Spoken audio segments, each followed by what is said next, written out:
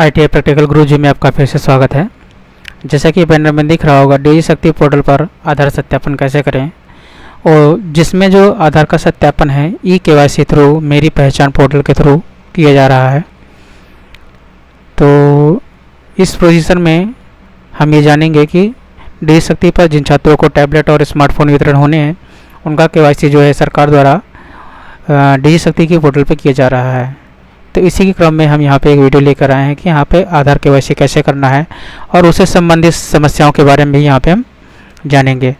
यदि आपको हमारा चैनल अच्छा लगता हो तो कृपया चैनल को सब्सक्राइब करिए, शेयर करिए और लाइक करिए, और अपने दोस्तों और को भी बताएं ताकि वो भी अपना KYC कर चुकें।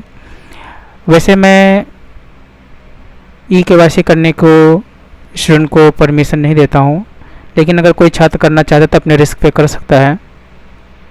इससे अच्छा है कि आप जो है KYC जो है अपने कॉलेज के थ्रू करवाएं। आप अपने कॉलेज में जाएं, वहाँ पे KYC आपकी जो है आपके डिपार्टमेंट द्वारा कर दी जाएगी। तो कोई भी समस्या अगर क्रिएट होगी तो वो उसको हैंडल कर लेंगे। यदि आप इसमें KYC करने की कोशिश करेंगे तो यदि आपको के पास कोई भी स्टेप एक मिसिंग हो जाता है तो उस कंडीशन में क्या होगा कि आपकी KYC नहीं होगी, तब उस समय आपको काफ़ी सारा वेट करना पड़ जाएगा। तो मेरे हिसाब से KYC करने के लिए आप सभी जो छात्र जिनको टैबलेट और स्मार्टफोन के लिए है तो वो अपने कॉलेज में संपर्क करें, वहीं से KYC करवाएं। ठीक है, चलिए इसमें आगे बढ़ते हैं। जैसे यहाँ पे देखिए यूज़र मैनुअल क्या है कि यहाँ पे किस तरह से आपको उसमें KYC करना है। तो सबसे पहले है कि छात्रों को जो है KYC थ्रू पहचान पोर्टल पर जाना होगा, जिस पे आपको डीजी शक्ति पोर्टल पे आपको यहाँ पे जाना पड़ेगा। ठीक है, इसके बाद डीजी शक्ति पोर्टल के साइट पे पहुँच गए, वहाँ पे आपको दिखाई जाएगा KYC थ्रू मेरी पहचान पोर्टल। ठीक है, इस पे आप क्लिक करेंगे। जैसे ही आप इस पर क्लिक करेंगे, क्लिक करने के बाद आपके पास ऑप्शन खुलेगा सेकेंड स्टेप। यहाँ पे आप सर्च स्टूडेंट डिटेल का ऑप्शन आएगा। सर्च स्टूडेंट डिटेल में आप अपने यूनिवर्सिटी जिस यूनिवर्सिटी से आप संबंधित हैं उस यूनिवर्सिटी को सिलेक्ट कर लीजिए। सिलेक्ट करने के बाद आप अपने कॉलेज का नाम सिलेक्ट कर लीजिए, और सिलेक्शन के बाद आपका इनरोलमेंट नंबर जो है, तो जिन लोगों के पास इनरोलमेंट नंबर है वो तो चेक कर सकते हैं, लेकिन खास करके जो इनके पास इनरोलमेंट नंबर नहीं है वो लोग जो है अपने कॉलेज से ही जाकर करवाएं ताकि कोई गलती की संभावना न रहे। ठीक है, कैप्चा करने के बाद इसको आप सर्च पे क्लिक करेंगे। सर्च पे क्लिक करते ही क्या होगा, मेरी पहचान पोर्टल के लिए लॉगिन आ जाएगा। यहाँ पे आपको डिटेल्स दिखेगी। ठीक है, तो डिटेल्स देखिए, लॉगिन यहाँ पे दिख रहा होगा, आपकी डिटेल्स दिखेगी। डिटेल्स देखने के बाद देखिए आधार KYC स्टेटस क्या दिखा हुआ है, पेंडिंग दिखा हुआ है। ठीक है, यदि यहाँ पे पेंडिंग दिख रहा है और नीचे आपको एक बटन दिखेगा verify through the login using प्रमाण पहचान। ठीक है, मेरी पहचान, तो अगर ये ऑप्शन आ रहा है तो आप इस पर क्लिक करके आपको रजिस्ट्रेशन कर सकते हैं। लेकिन हो सकता है कि अभी जब आप उसको लॉगिन करें तो आपके साथ एक समस्या आ रही है। मैं दिखा देता हूँ क्या समस्या आएगी। तो ये देखिए ऐसे आ जाएगा प्रॉब्लम आपको। ठीक है, आपका जो रजिस्ट्रेशन जब लॉगिन करेंगे तो इसमें लिख के आएगा your data verification under process to department is mandatory of cycle uploading the document. तो ये जो समस्या आ रही है, ये समस्या कोई बहुत बड़ी समस्या नहीं है, क्योंकि डीजी शक्ति पोर्टल पर सारी जो अप्रूवल की जितनी भी चीज़ें हैं वो मंथली साइकिल पर चलती हैं। तो जिस हिसाब से जैसे इस बार वो वेरीफाइड हो चुका है स्टूडेंट का डेटा, तभी यहाँ पे खुल रहा है। अगर स्टूडेंट का डेटा कॉलेज के स्तर से वेरीफाइड नहीं किया गया होगा तो ये पेज भी नहीं खुलेगा आपके पास। तो सबसे पहले यही है कि KYC वहाँ से वेरीफाइड हो गया है। अब वेरीफाइड करने के बाद यूपी डेस्को द्वारा इसको अप्रूव किया जाता है। तो यूपी डेस्को को जो अप्रूवल होता है वो प्रत्येक मंथ के लास्ट वीक में होता है, तो उसी के हिसाब से होता है। तो ये लास्ट वीक तक आपका वेरीफाइड हो जाएगा, तो आप उसके नेक्स्ट मंथ से आप इसमें KYC कर पाएंगे। ठीक है, तो इसमें पैनिक होने की कोई ज़रूरत नहीं है। चलिए फिर आगे बढ़ते हैं कि अगर मान चलिए आपका मैनुअल आ जाता है, उसके बाद वेरीफाइड होने के बाद आपको पेंडिंग यहाँ दिखा रहा है, तो पेंडिंग करने के बाद आपको KYC कैसे करेंगे। कैसे करने के लिए आपको यहाँ पे लास्ट अटेम्प्ट करना पड़ेगा, वेरीफाई थ्रू लॉगिन यूजिंग प्रमाण मेरी पहचान। इस पर आप क्लिक करेंगे। जैसे ही आप इस पर क्लिक करते हैं तो आपके सामने, ठीक है, तो इसकी कंडीशन में क्या है कि आप करने के बाद आपका हो सकता है कि केवाईसी करने के बाद आपका प्रोसेस जो है अंडर प्रोसेस में चला जाए। तो अंडर प्रोसेस में है तो तभी आप वेट करेंगे, ठीक है, पैनिक नहीं होना है, ये अभी अपडेट हो जाएगा। अगला स्टेप क्या है कि आप जब ई प्रमाण लॉगिन पे करेंगे तो आपके पास ई प्रमाण की आईडी होनी चाहिए। यदि आपके पास ई प्रमाण की आईडी नहीं है तो मैंने इस डिस्क्रिप्शन में एक लिंक दे दिया है जहाँ पे आप ई प्रमाण की आईडी कैसे क्रिएट करेंगे, तो आप वहाँ से भी पहले से भी क्रिएट कर सकते हैं।